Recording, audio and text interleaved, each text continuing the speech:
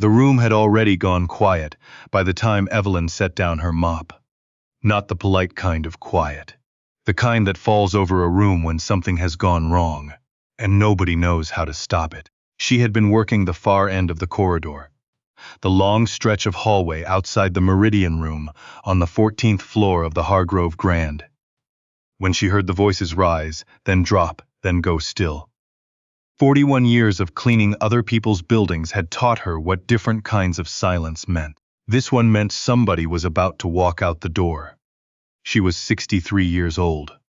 Her left knee had been swollen since Tuesday. The cart she pushed smelled faintly of lemon disinfectant, and the lavender spray she kept in her left apron pocket, because the industrial stuff gave her headaches. She was not supposed to be anywhere near that conference room. Her assignment was the corridor, the restrooms on the east wing, maybe the lobby if Terence called in sick again. But she stopped, and she listened. Evelyn Marsh had come to work at the Hargrove Grand 8 years ago, after her husband died, and the house in Decatur felt too large and too silent to live in alone. She had worked before that, 20 years at a county hospital, cleaning surgical suites and recovery wards, learning without ever being taught what a sterile field looked like, what a contaminated one smelled like, how to read the tension in a room full of doctors who were trying very hard not to panic.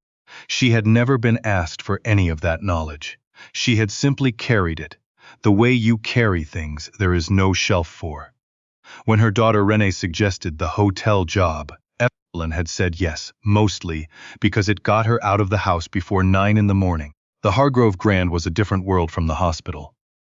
Marble floors instead of linoleum, fresh flowers in the lobby every Monday, guests who arrived with matching luggage and left without looking at her. She didn't mind. She was good at being invisible. She had spent most of her life practicing. What nobody at the hotel knew, what nobody had ever thought to ask, was that Evelyn Marsh spoke Japanese. Not tourist Japanese, not restaurant menu Japanese. She spoke it the way you speak a language you learned out of grief and stubbornness, and 12 years of sitting alone at a kitchen table, with textbooks stacked beside her dinner plate. Her late husband, Gerald, had been stationed in Okinawa before they met. He'd brought back a handful of phrases, a deep love of ramen that was impossible to replicate in Georgia, and a friend named Takuya, who visited every few years, and stayed for a week and filled their small house with laughter, and a language Evelyn had decided, at 44 years old, that she was going to learn. Gerald died before she reached fluency. She kept going anyway. It felt like finishing something for him. She had never told anyone at work. Why would she? Nobody had asked. The argument in the Meridian Room had started 3 hours earlier, though Evelyn only learned the details later, in pieces, from the junior concierge, who talked too much, and the assistant banquet manager who didn't talk enough, but left his notes on the break room table. The deal on the table was worth somewhere between $800 million and $1 billion. Depending on which attorney you asked.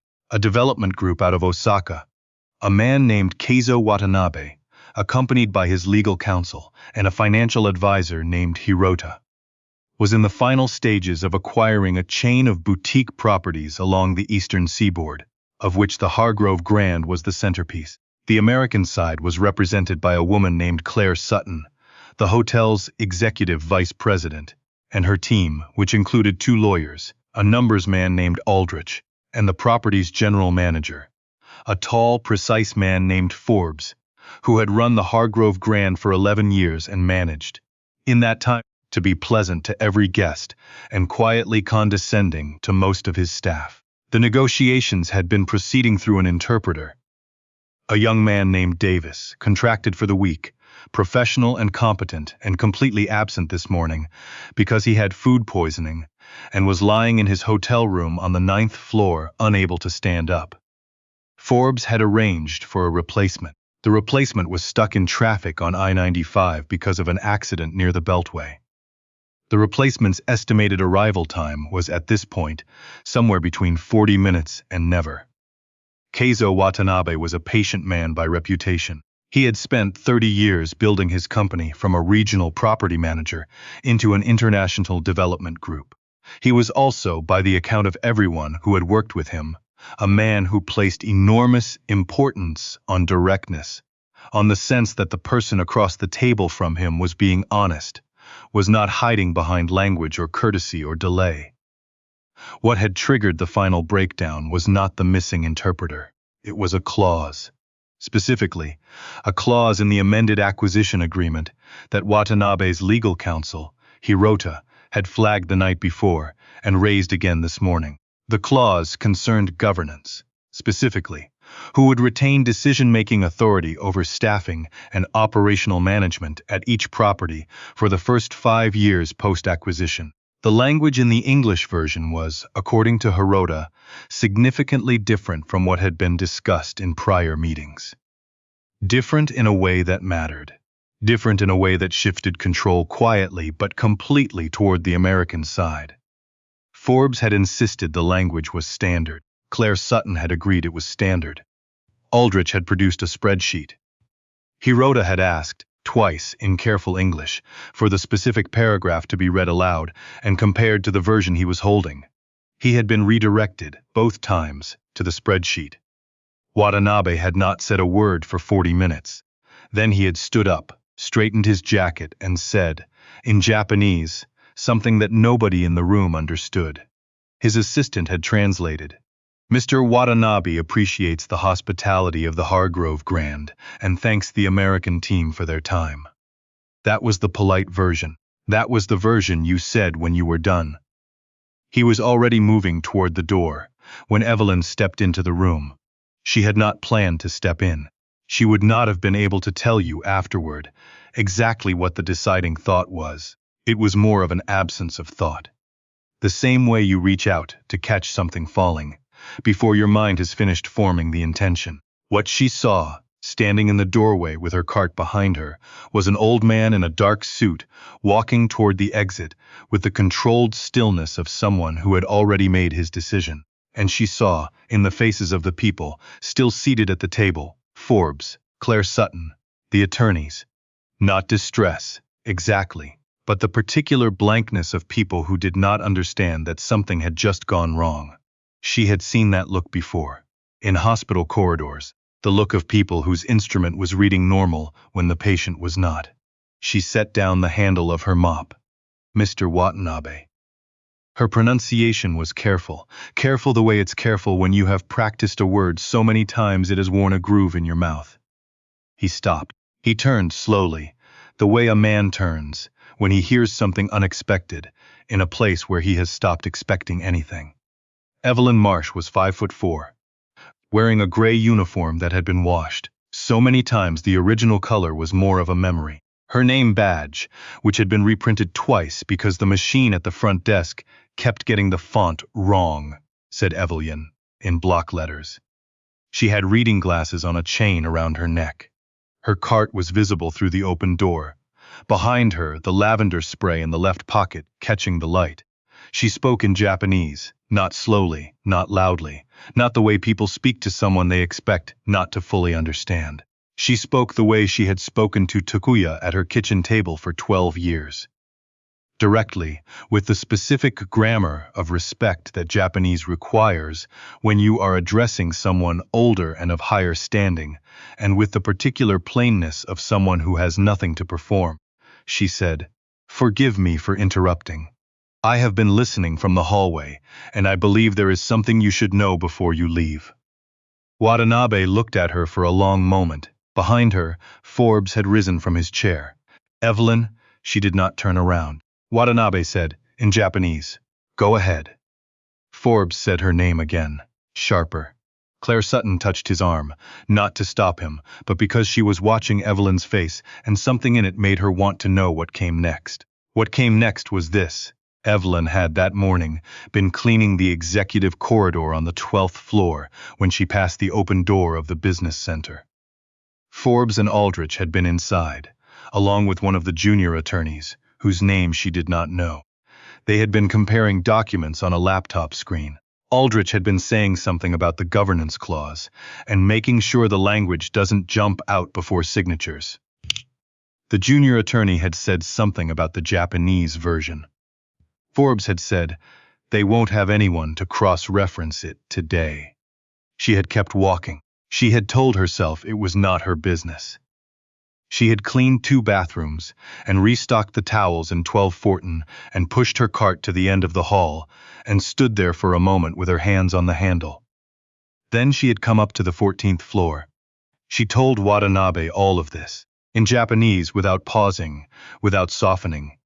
She told him what she had heard, and where she had heard it, and what words had been used. She said she did not know if what she had heard meant what she thought it meant, but she believed he should know it before he walked out. Then she said, I could be wrong. I am a cleaning woman, not a lawyer, but you should look at both documents before you decide.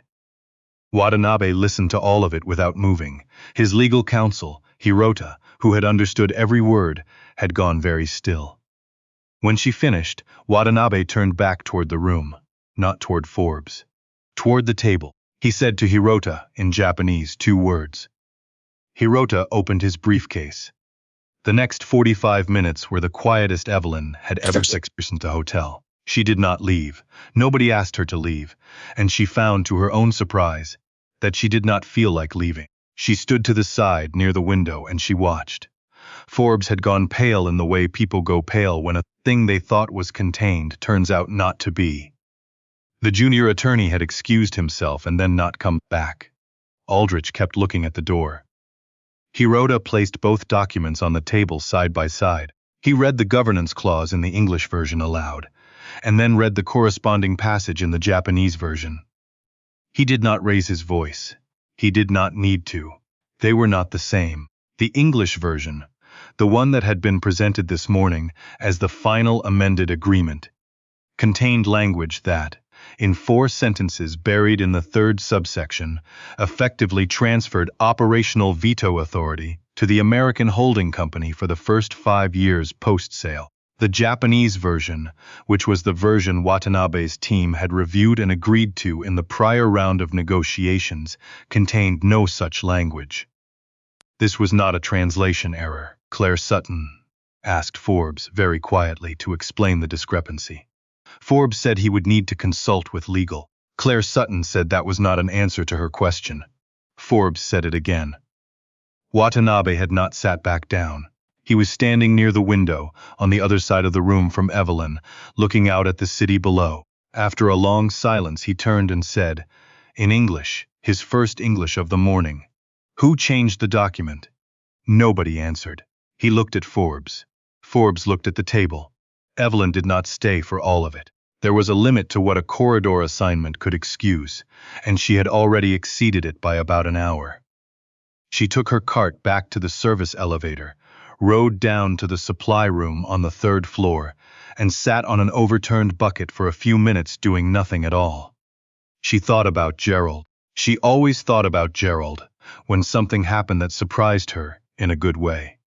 She thought about Takuya, who had visited the summer after Gerald died and sat with her in the kitchen and let her practice on him for hours, correcting her gently and never making her feel foolish for trying. She thought about the textbooks still stacked on her nightstand in Decatur, the ones she still opened some nights because the habit had outlasted the reason for it, or maybe the reason had simply changed. She was not thinking about the deal. She was not thinking about what happened next. What happened next was that Claire Sutton came and found her in the supply room.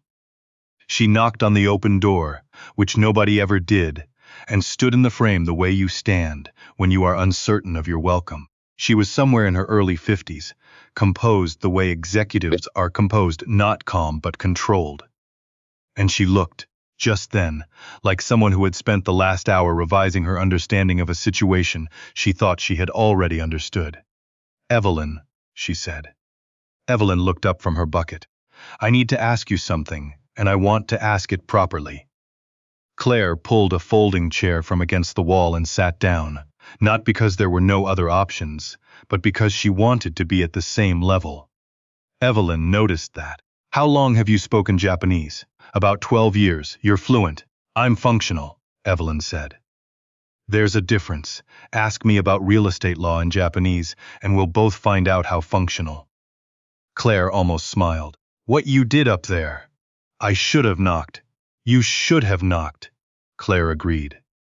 You also just prevented the hotel from completing a transaction based on a fraudulent document, which means you may have saved the property from a lawsuit that would have taken years and cost. She stopped. A great deal. Evelyn said nothing. I want to know, Claire said, why you didn't say anything sooner. About the language. About, she gestured, not quite knowing what to gesture at. Evelyn thought about that for a moment. It was a real question and it deserved a real answer. Nobody asked, she said. Forbes was gone by the end of the week. The specifics were not made public, and Evelyn did not ask after them. The junior attorney and Aldrich were also no longer with the company, though in what capacity and by whose decision she also did not know. These were not her hallways. The acquisition she learned later, from the junior concierge, who remained her best source of hotel intelligence, had been restructured. New documents, new language, reviewed by both legal teams and confirmed by an independent bilingual arbitrator. Watanabe's team had returned to the table. The deal had closed, eventually, at something close to the original figure. What changed for Evelyn was smaller and larger than all of that. Claire Sutton called her into the administrative office on a Thursday, 2 weeks after the Meridian Room. She told Evelyn that the hotel would be creating a new role, a liaison position, part-time to start, that would support the properties in their communication with the Japanese holding group going forward. She said that Watanabe had, upon learning who Evelyn was and what her role at the hotel had been, expressed a specific request that she be considered for it. She said it would come with a significant pay increase. It would require some training in hospitality management. The hours were flexible in a way that accommodated her knee. Evelyn sat with that for a moment. I'm 63, she said. I know, Claire said. I never went to college. I know that too. You're offering me a professional role at this hotel. We're offering you a professional role at this hotel, Claire said. Which should have happened a long time ago, for reasons that have nothing to do with any of this. But this is where we are. Evelyn looked down at her hands. They were the hands of someone who had spent 4 decades cleaning things, and they looked it. She was not ashamed of that. She had never been ashamed of that. But she had also spent 12 years learning a language in the dark of her kitchen. Alone, for no reason that anyone else would have called a good one. And she had carried it silently for so long that she had almost started to think of it as something that only existed inside her own head. She looked up. All right, she said. On her last day with the cart, she cleaned the 14th floor one final time. She did the corridor, the east wing restrooms, the supply alcove at the end of the hall. She worked with the same attention she had always brought to it, not because anyone was watching, but because that was how she worked. That was the part of herself she had never let the job shrink. She stood for a moment outside the Meridian Room. The doors were closed. Inside, she could hear the faint sounds of a setup crew arranging chairs and tables for whatever the next event was. Something was always beginning in that room.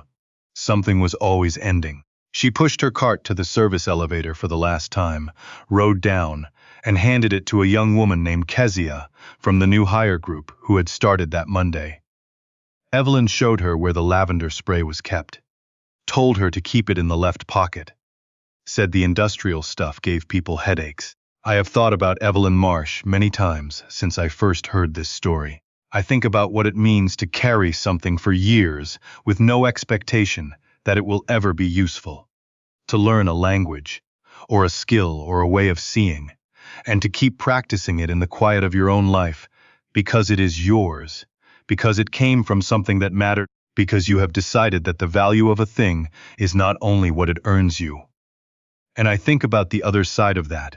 How many people are walking the corridors of our institutions right now, doing the work that nobody sees, carrying knowledge that nobody thought to ask about? Not because they are hiding it, simply because nobody asked. Evelyn was not waiting to be discovered. She was not positioning herself, not biding her time, not planning a moment. She was cleaning a hallway. She heard something wrong and she decided to say so, in the only language that mattered in that room. That is the whole story. And it is enough of a story to last a lifetime. If you have been carrying something, a skill, a language, a way of understanding the world that the people around you have never thought to notice, I want you to hear this clearly. The value of what you carry is not determined by whether anyone has asked for it yet. They should have asked a long time ago.